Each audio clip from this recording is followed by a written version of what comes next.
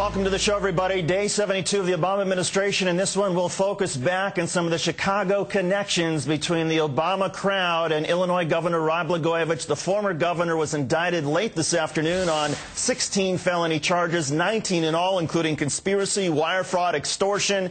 At first glance of the indictment, it covers a wide period of time, 5 years, and there is some intriguing information about a period of time in December of 2004 when it appears that there was an effort, at least by Blagojevich, to try to get U.S. Attorney Patrick Fitzgerald possibly fired. Again, there were some conversations recorded in which there was at least the appearance that Blagojevich thought that there was an effort, that there could be an effort made to reach out to Karl Rove and somehow try to get the U.S. Attorney Patrick Fitzgerald, who was leading the Resco investigation and who was also leading the CIA leak investigation, that there might be some way to get Fitzgerald fired. Again, that was part of the conversation that is part of the indictment. We're looking through the details. We will have more information on the 19-count indictment against former Illinois Governor Blagojevich later in the show. Welcome back to 1600 Pennsylvania Avenue. In December, he was arrested on corruption charges. In January, he was impeached by the Illinois legislature and removed from office. Today, former Illinois Governor Rod Blagojevich was indicted on 16 felony counts, including racketeering, conspiracy, wire fraud, extortion, and making false statements to federal agents. Blagojevich's brother Robert, who ran his campaign fund, 2 former aides, and 2 businessmen were also indicted. Before and throughout the investigation, as his innocence became more and more impossible to believe, Rod Blagojevich repeatedly invited scrutiny. I think there's nothing but sunshine hanging over me. Let me answer that. Your question is, and by the way, I should say, if anybody wants to tape my conversations, go right ahead. I consider myself the anti-Nixon. Remember, during Watergate, Richard Nixon fought every step of the way to keep his tapes from being heard. I want just the opposite. I want them all heard now, right away.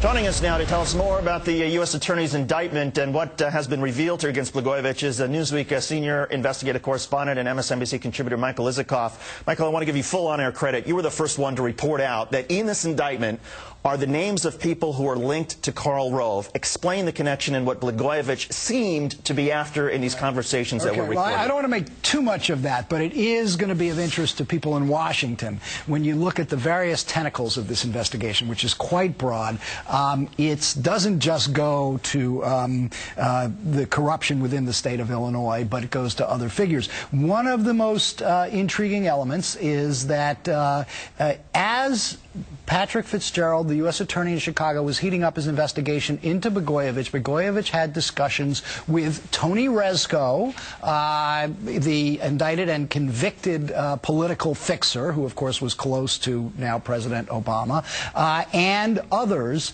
about removing Patrick Fitzgerald from his position as U.S. Attorney. And you might ask, well, how can the Democratic governor of Illinois arrange to have the U.S. Attorney in Chicago removed? There was testimony in Resco's trial that certain individuals close to Blagojevich, Resco, including a Republican lobbyist in Springfield, were talking to people who could get to Karl Rove about removing Patrick Fitzgerald. Now, that's nothing in this indictment charges Karl Rove with wrongdoing. And there's no indication that they even went to Rove. But at least that there was an idea by Blagojevich that maybe there was a joint interest between Blagojevich wanting to get Fitzgerald off his back and thinking, well, maybe if I can convince Karl Rove that it would also be beneficial to him. There was testimony in the Resco trial about this. What's significant is it's now repeated. The allegation is repeated in the Blagojevich indictment. Now, this includes, the overall